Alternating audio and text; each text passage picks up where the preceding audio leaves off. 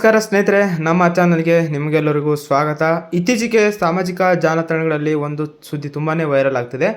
ಗೃಹಲಕ್ಷ್ಮಿ ಯೋಜನೆ ಎಲ್ಲ ಫಲಾನುಭವಿಗಳಿಗೆ ಆಗಸ್ಟ್ 31ರೊಳಗೆ ಈ ಕೆಲಸ ಮಾಡಿದ್ದಾದರೆ 2,000 ಹಣ ಬರುವುದಿಲ್ಲ ಎಂದು ಅನೇಕರು ಹೇಳುತ್ತಿದ್ದಾರೆ.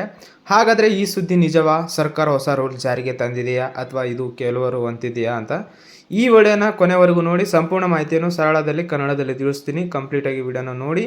ಮತ್ತು ಎಲ್ಲರೆಲ್ಲ ನಮ್ಮ ಚಾನಲ್ಗೆ ಹೊಸರಾಗಿದ್ದರೆ ಸಬ್ಸ್ಕ್ರೈಬ್ ಮಾಡ್ಕೊಂಡು ಬಿಡ್ರಿ ಮೊದಲು. ಬನ್ನಿ ನಿಮಗೆ ವಿಡಿಯೋನ ಸ್ಟಾರ್ಟ್ ಮಾಡೋಣ. ಗೃಹಲಕ್ಷ್ಮಿ ಯೋಜನೆ ಕರ್ನಾಟಕ ಸರ್ಕಾರದ ಒಂದು ಮಹತ್ವಾಕಾಂಕ್ಷಿ ಯೋಜನೆ ಆಗಿದೆ. ಈ ಯೋಜನೆ ಮೂಲಕ ಆಹಾರ ಮಹಿಳೆಗೆ ಬ್ಯಾಂಕ್ ಖಾತೆಗೆ ಪ್ರತಿ ತಿಂಗಳು 2,000 ನೇರವಾಗಿ ಜಮಾ ಆಗುತ್ತದೆ. ಲಕ್ಷಾಂತರ ಮಹಿಳೆಯರು ಈ ಯೋಜನೆಯನ್ನು ಪ್ರಯೋಜನ ಪಡೆಯುತ್ತಿದ್ದಾರೆ. ಆದರೆ ಕೆಲವರಿಗೆ ಹಣ ವಿಳಂಬವಾಗಿ ಅಥವಾ ಬರದೇ ಇರುವ ಸಾಮಾನ್ಯವಾಗಿ ದಾಖಲಾತಿ ಸಮಸ್ಯೆ ಆಗಿರ್ಬೋದು, ಬ್ಯಾಂಕ್ ಖಾತೆಯ ಸಮಸ್ಯೆ ಆಗ್ಬೋದು ಅಥವಾ ಡೆಬಿಟಿ ಸಂಬಂಧಿಸಿದ ಕಾರಣ ಆಗಿರ್ಬೋದು. ಸಾಮಾಜಿಕ ಜಾಲತಾಣದಲ್ಲಿ ಏನಾಗ್ತಿದೆ ಅಂದರೆ ಆಗಸ್ಟ್ 31 ಕೊನೆ ದಿನ ಹೊಸ ರೂಲ್ಸ್ ಜಾರಿಗೆ ಬಂದಿದೆ. ಈ ಕೆಲಸ ಮಾಡಿದರೆ ಹಣ ನಿಲ್ಲುತ್ತದೆ ಎಂಬ ಸಂದೇಶ ವೈರಲ್ ಆಗ್ತಿದೆ. ಆದರೆ ಸ್ನೇಹಿತರೆ, ಯಾವುದೇ ವೈರಲ್ ಪೋಸ್ಟನ್ನು ನೇರವಾಗಿ ನಂಬಬೇಡಿ. ಸರ್ಕಾರ ಅಧಿಕೃತ ಆದೇಶ ಅಥವಾ ಪ್ರಕಟಣೆ ಬಂದಾಗ ಮಾತ್ರ ಅದನ್ನು ಅಂತಿಮ ಮಾಹಿತಿ ಎಂದು ಪರಿಗಣಿಸಿರಿ. ಆದ್ದರಿಂದ ನೀವು ಯಾವುದೇ ಸಂದೇಶವನ್ನು ಫಾರ್ವರ್ಡ್ ಮಾಡುವ ಮೊದಲು ಅದರ ಸತ್ಯತೆಯನ್ನು ಪರಿಶೀಲಿಸಿ. ಪ್ರತಿಯೊಬ್ಬ ಫಲಾನುಭವಿಗೂ ಪರಿಶೀಲಿಸಬೇಕಾದ ವಿಷಯಗಳು ಏನೇನು ಬೇಕಂದರೆ, ಗೃಹಲಕ್ಷ್ಮಿ ಹಣ ಸರಿಯಾಗಿ ಬರಬೇಕಂದ್ರೆ ಈ ವಿಷಯಗಳನ್ನು ಒಮ್ಮೆ ಪರಿಶೀಲಿಸಿಕೊಳ್ಳಬೇಕಾಗುತ್ತೆ.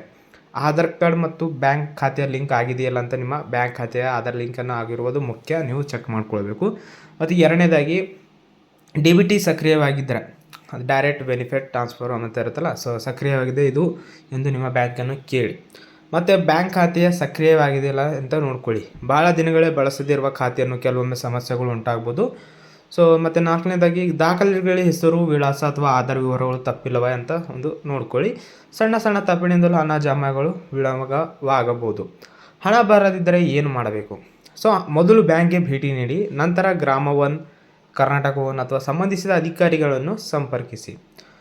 ಹಾಗಾದರೆ ಸ್ನೇಹಿತರೆ, ಸದ್ಯಕ್ಕೆ ಆಗಸ್ಟ್ 31ರೊಳಗೆ ಈ ಕೆಲಸ ಮಾಡಿದರೆ ಗೃಹಲಕ್ಷ್ಮಿ ಹಣ ಖಚಿತವಾಗಿ ನಿಲ್ಲುತ್ತದೆ ಎಂಬುದು ಅಧಿಕೃತ ದೃಢೀಕರಣವಿದ್ದಾಗ ಮಾತ್ರ ಅದನ್ನು ನಂಬಿ.